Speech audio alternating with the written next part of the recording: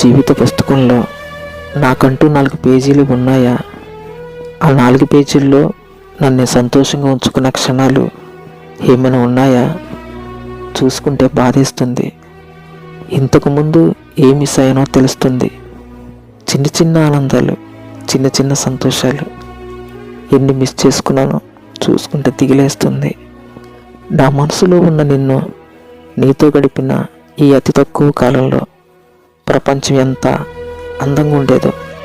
మనసుకు నచ్చిన నీతో మనసు విప్పి మాట్లాడుతుంటే హాయిగా ఎంతో ఆనందంగా ఉండేది. అయినా ఈ ప్రేమలో ఉన్న వాళ్ళకి ఉన్న కష్టాలు ఈ ప్రపంచంలో ఎవరికీ ఉండవు.